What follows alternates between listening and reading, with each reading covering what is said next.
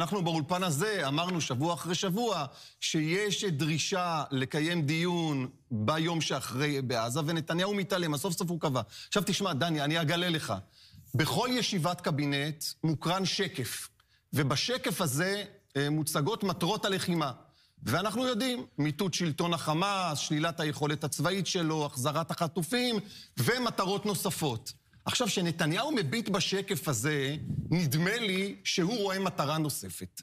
והמטרה הנוספת שהוא רואה לנגד עיניו, ואולי בראייתו היא המטרה, שימור הקואליציה ושימור השלטון שלו.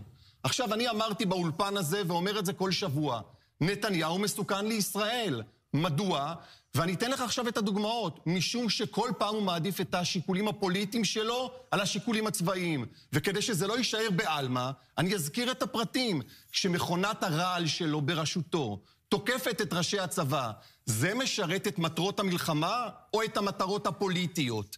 כשאמנון אברמוביץ' מדווח כאן שנתניהו מונע פגישה של ראשי זרועות הביטחון, זה משרת את המלחמה או שמשרת את השאלות הפוליטיות שלו? כשיש דיון בשאלת עזה היום שאחרי, ונתניהו מונע את הדיון הזה ואחר כך דוחה את הדיון הזה, זה משרת את מטרות המלחמה או משרת את המטרות הפוליטיות שלו כדי לא להרגיז את סמוטריץ' ובן גביר?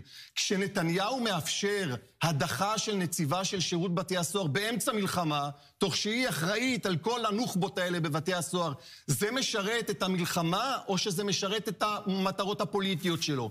ולכן אני אומר לך לסיכום, כשיש כל כך הרבה שיקולים פוליטיים שגוברים או מתערבבים בשיקולים צבאיים, זה מסכן את ביטחון המדינה. עכשיו אני אגיד לך, עלול חס וחלילה וחס להיווצר מצב שישב חייל בעוד כמה חודשים בח'אן יונס וישאל את עצמו, בשביל מה אני נלחם? בשביל מטרות הלחימה או בשביל המטרות הפוליטיות של ראש הממשלה? לא.